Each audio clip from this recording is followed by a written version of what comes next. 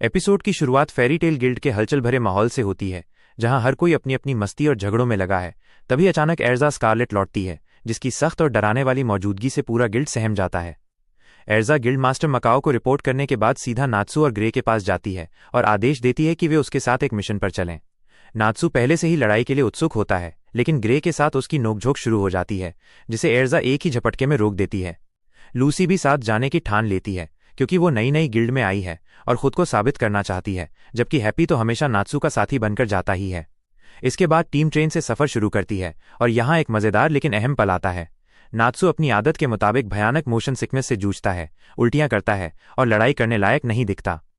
यात्रा के दौरान उसी ट्रेन में उनका सामना एक अजनबी जादूगर से होता है। वो है काजेयामा, आइजनवॉल्ड डार्क गिल्ड का सदस्य, जो कवच पहने और शैडो मैजिक इस्तेमाल करने वाला खतरनाक मेज है।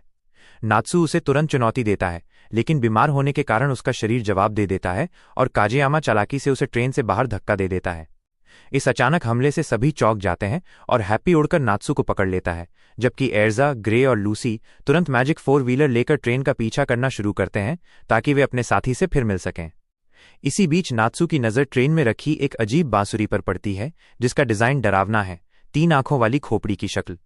बाद में जब ये जानकारी लूसी तक पहुंचती है, तो वो अपनी किताबों और ज्ञान से पहचान लेती है कि ये कोई साधारण वस्तु नहीं, बल्कि खतरनाक और शापित फ्लूट लल्लबाय है।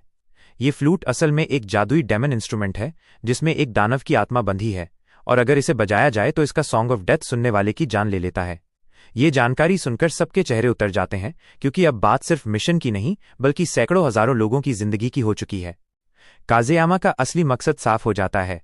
वो इस फ्लूट को अपने गैंग लीडर एरिगोर तक पहुंचाना चाहता है, जो आइजनवॉल्ड का कुख्यात ग्रिम रीपर कहलाता है और हवा विंड मैजिक पर पूरा नियंत्रण रखता है। एरिगोर और उसकी गिल्ड की योजना है कि लल्लबाय को किसी भीड़ भाड़ वाले स्थान जैसे रेलवे स्टेशन पर बजाकर सामूहिक हत्या की जाए और पूरे फ्योर साम्राज्य में खौफ फैला दिया जाए। एपिसोड भर में एर्जा का नेतृत्व और सख्ती भी देखने लायक रहती है। वो नात्सू और ग्रे की हर छोटी बहस को कड़ाई से रोकती है और बार बार सबको याद दिलाती है कि ये कोई खेल नहीं, बल्कि लोगों की जान बचाने का मिशन है। नात्सू लगातार लड़ाई की जिद करता है, ग्रे तर्क करता है, लूसी डर के बावजूद खुद को साबित करने के लिए कोशिश करती है, और हैप्पी हमेशा माहौल को हल्का बनाने वाली बातें करता है, लेकिन जरूरत पड़ने पर तुरंत काम आता है। एपिसोड का अंत इस खुलासे के साथ होता है कि आइजनवॉल्ड गिल्ड की साजिश बेहद बड़ी और घातक है। लल्लबाय अब उनके हाथों में है और फेरी टेल की टीम को हर हाल में इसे रोकना ही होगा। माहौल बहुत गंभीर हो जाता है और कहानी अब पूरी तरह आइजनवॉल्ड आर्क की मुख्य जंग की ओर बढ़ जाती है।